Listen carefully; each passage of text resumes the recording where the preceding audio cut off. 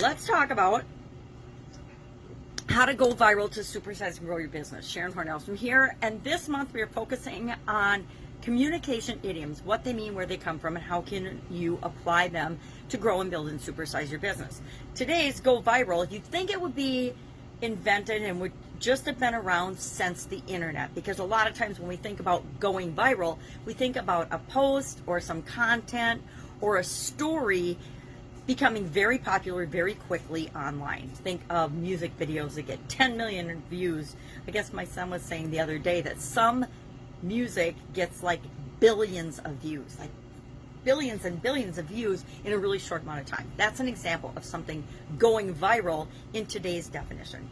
But I found it interesting to know that the term to go viral was popular back in the 1980s. It was actually invented by marketing managers who decided that it would be a good idea to rely on customers to spread the word about new products and services as they were being launched out into the marketplace. And they started using customers and sharing information in ways before the internet. We used to still share information and communicate things by helping videos, and back in the day of VHS and recordings. Remember being involved in a network marketing company in the 1980s where we handed out little recordings, little cassette tapes, as well as VHS tapes, and then it became CDs, etc., to people before the internet was invented.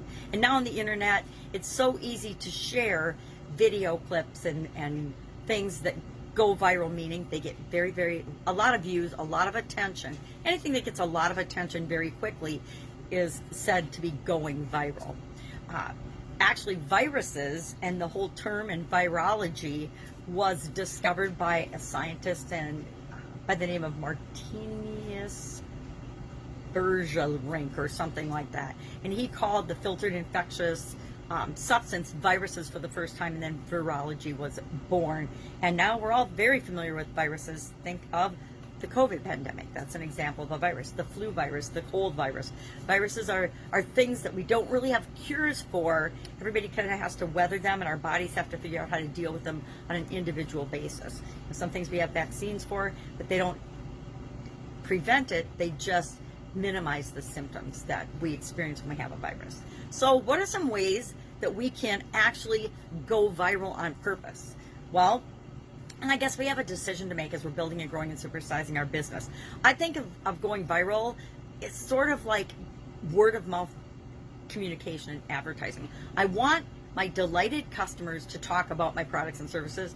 I don't want people that don't like what happened or had a bad experience with any company I'm associated with. I don't want them to go viral, but it goes both ways, right? Things can go, and it seems to me, if I were to study it and look, and if we were to do statistics on it, negative news, bad things, bad information, and actually misinformation and things that aren't true travel faster on the internet and the World Wide Web. It seems like people like to spread bad news. So I think we need to be careful as we're deciding how and what we want to present and put out into the world, as well as whether we really want it to go viral or not, or do we just want it to be popular and reach the people that we want to reach, the people that we're here to serve? Because none of us are here to serve everyone.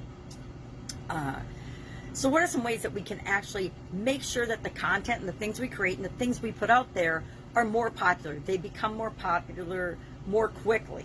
Well, we can tie our communication to current events, things that are going on in the world right now, or that a lot of people are interested in. If a lot of people are interested in a topic and it has something to do with your product or service, you could create content along the lines of that and share that information.